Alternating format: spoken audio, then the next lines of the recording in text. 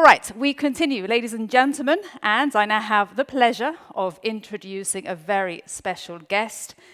We have, for a keynote speech, Adina-Ioana Vălean, European Commissioner for Transport, and as we know, transport is absolutely key to having a good tourism experience. Your Excellency, the floor is yours. Well, hello everyone, ladies and gentlemen. I want to join my fellow members of the Parliament, colleagues, to welcome this forum in Brussels, just a few steps from one of the most beautiful squares in the world. And I hope everyone will have time just to pass by. Even you see it so many times, there is always a pleasure to admire it. It's difficult to imagine tourism without transport. Whether we want to go for a day trip close to home, a weekend break, or a summer holiday, until we start breeding dragons, we are reliant on trains, planes, buses, ferries to take us where we want to go. When transport is restricted, tourism suffers, as we saw at the height of the pandemic.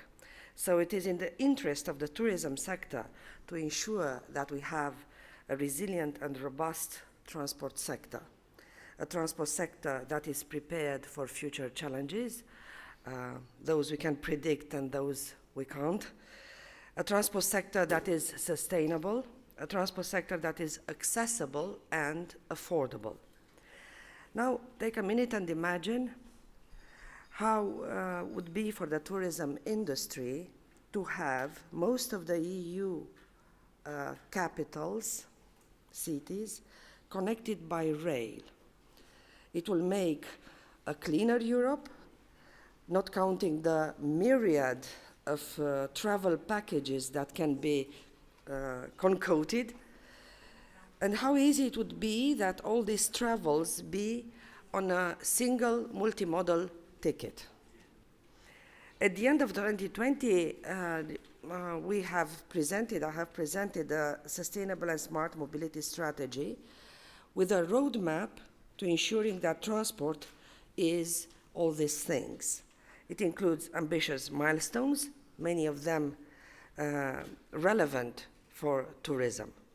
They include doubling high-speed rail traffic by 2030, having scheduled collective travel under 500 kilometers carbon neutral in the EU by the same date, and having integrated electronic ticketing by 2030. These milestones are needed to help EU to meet its goal of becoming climate neutral by 2050, but they are also in line with what our citizens want. Our 2020 barometer showed that when asked what would be most useful for future personal mobility, 33% of respondents mentioned a single ticketing tool for all urban journeys. And for longer journeys, we've seen a real renaissance in night trains over the last few years. I know that OBB's night jet has been booked up since Easter this year, and not just over the weekend. And we are seeing new entrants on the market to meet this rising demand, which is great news. I also welcome the increasing digitalization of transport services. While we still have a way to go with integrating ticketing, apps allowing us to order a taxi, check bus times, or use a shared bike make life easier for all of us, including tourists. As we continue along the roadmap set out in our mobility strategy, we will continue to encourage and support more digitalization and more sustainability. I hope that I can count on the tourism sector's support, because a sustainable, smart and resilient transport system is, after all, in the interest of Europe's tourism sector. And I was joking about breeding dragons at the beginning. They are no good because they rely on a combustion engine, internal combustion.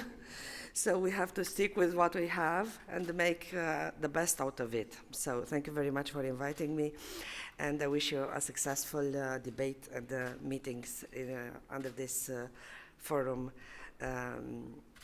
platform. Thank you very much.